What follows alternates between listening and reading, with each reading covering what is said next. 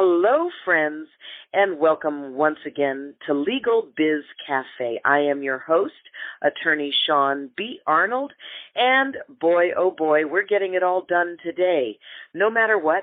But before we dive in and complete that task, I want to talk to you for just a moment about what we are doing here on LegalBiz Cafe. I have been a business consultant for 40 years and a business attorney for 30 of those 40 years. And I find that there is a repeated challenge when I'm working with my clients, and that is they are often dealing with a sense of overwhelm.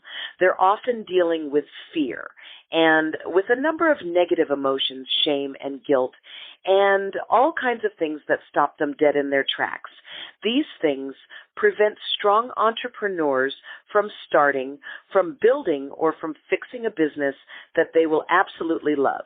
And so that is what we are doing here on LegalBiz Cafe. We're dealing with those issues. We're dealing with the overwhelm. We're dealing with the fear. We're dealing with the guilt and the shame and all of those negative emotions that can stop you and keep you from attaining your goals. So today, we are talking about getting it all done when you just have too many things on your plate.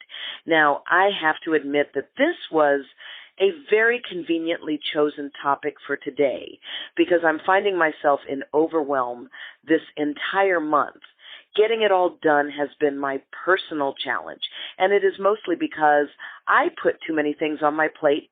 I hate to say no to people, and we're going to talk about all of those things this evening.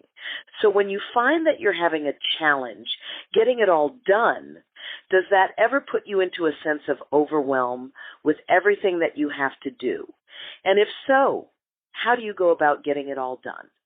Now and again, I can experience overwhelm. This means I've got a bunch of white noise playing in my head, and I can't quite figure out where I'm supposed to be and what I'm supposed to be doing. Seriously, when I woke up this morning, the first thing I thought about was this show. And then the clients started calling, and the documents needed to be done. I have had conversations with other people on a closing that involves about 8 different contracts. I've got a lot of moving parts this morning, and I forgot all about the show. Oh my goodness, if I had not gone on to my email to send out a document and saw a reminder about today's show, I might have missed it entirely. So what that tells me is that I need to take a step back. Now, sometimes when you're experiencing overwhelm because of all that you have to do, it's just kind of a life challenge. For example, if you are getting your degree or something like that, you've got a lot of work to do. And you have to hit those deadlines. You've got to turn your reports in. You have to do your homework. So you cannot afford to just walk away when you're in that sense of overwhelm. When that happens to me, I will generally put my tasks on autopilot, meaning I know what I have to do today, and I know what I have to do tomorrow. I'm not going to stop and think about it, evaluate it, complain about it, or any of that. I am not going to put myself in a position where I allow myself to start feeling negative emotions over all that I have to do. If you don't put it in autopilot, when you're in those life situations where you've just got to get it done, then you might wind up with your knee on the mat. And none of us want that, so put it in autopilot. Just get up in the morning, understanding what you have to do, and get her done. Now, sometimes that works when everything that you have to do is oriented towards everything else that you have to do. In other words, you're going to school and you have certain topics that you're dealing with, and they're all related. It's a bit harder to drop the ball in these circumstances. If you are an entrepreneur that is looking for several different streams of income, then you might find that you've got loose ends flying all over the place. Putting it in autopilot is not necessarily going to help you get it all done. In those situations, I do have some tips for you on how you can maintain and get it all done. The first thing that I would suggest is that you make a list of what you have to do. I knew that I had a lot of moving parts today. I have some things listed in my calendar, on my telephone, and in some Post-it notes, etc., representing things that I thought of as I woke up this morning that I had not put into my calendar.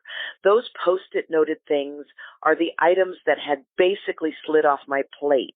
It can be hard keeping everything in check. This is the reason why I love to work from lists.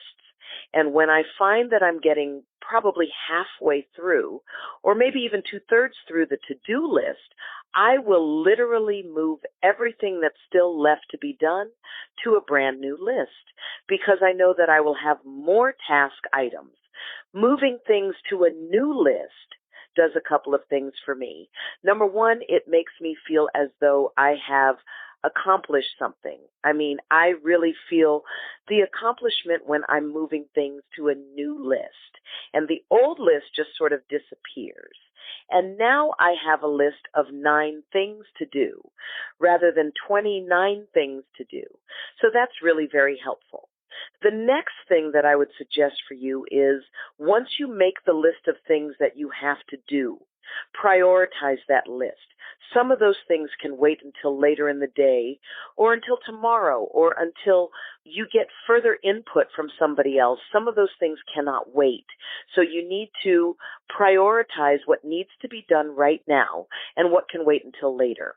And then once you make that determination, take a look at those things that can be done later and ask yourself whether you can let some of those things go. And I know that's really difficult, because especially if someone is depending on you to do certain things and you just don't want to let anything slip off your plate. If you're like me, you're obsessed with getting everything done correctly and on time, but every now and then you do have to make that executive decision that it's okay to let something go. So how do you do that when you're obsessed, when you have that obsessive personality? Well, the first thing you want to do is just sort of take a step back and decide what you really want to accomplish, and whether these things that are at the bottom of your to-do list are really designed to get you towards your goal. Because sometimes what we're doing is just creating busy work, because there are things that will get us toward our goal that we don't really want to take on. I mean, I can think of a bevy of wonderful administrative tasks that I need to perform here in my office. I'm looking at a pile of filing, for example, that needs to be done. However, if the pile of filing is keeping me from making prospecting calls, when I know that I hate making prospecting calls, and that is something that should be higher up and prioritized on my list, then I really need to make a very hard decision about what I want and about what I'm willing to do to get what I want. I've often heard it said that people who will have wonderful things in their lives tomorrow need to accomplish goals today to get those things into their lives tomorrow. So decide what you want and understand that you may have to do things that you don't want to do today in order to have the things that you want tomorrow. I know it sucks, but it's the way it is. In taking that step back, I would suggest that you decide whether you're actually just jumping through hoops that people have created for you, or that you have even created for yourself. Are you jumping through hoops? Are you creating drama? Some people are like that. No matter what the task is, they will create a layer of drama around that task. Is that something that's going on in your world right now? Are you overwhelmed because you're creating drama and you're making things difficult when they don't need to be difficult? Again, this may be a matter of taking that step back and analyzing what you're doing, deciding what you really want to do, and then determining what your best steps are to get you to that position. The very last tip that I have for you today on getting it all done is to learn to say no. That is so hard for a lot of people. It's difficult for me because when somebody asks me for something, I know it's because they need it or they really want it, and I don't want to disappoint anyone. If you are of the same heart where you just don't want to disappoint people, stop before you say yes. Take a look at your plate. Is it already full? Is it piled high? Is there stuff dripping off onto the counter? Because if there is, then saying no to somebody might be the best possible thing that you could possibly do for them. Because if you cannot perform well, then you should not perform at all. It is better to say no to someone with an explanation that says, I'm not just blowing you off, but I can't do this for you because I don't believe that I can do it well at this time. I think that most people would probably accept that as an explanation. If they don't accept that as an explanation, then they may have been, we'll say, unwittingly trying to set up some hoops for you to jump through. They can jump through those hoops themselves. It's not a problem. The word no is huge for just 2 letters, and I invite you to use it so that you can truly get it all done. Ladies and gentlemen, I want to thank you for joining me on this week's episode of LegalBiz Cafe. I am your host, attorney Shaune B. Arnold. I encourage you to follow me on Facebook, LinkedIn, and Twitter X. In each of those places, my moniker is Shaune.Arnold. I am so excited that you joined me this week on LegalBiz Cafe, helping me to get it all done. Until we meet again, my friends, I am attorney Shaune B. Arnold, reminding you, as always, to maximize your competence, to get the confidence you need to succeed. I'll see you next week. Bye-bye, friends.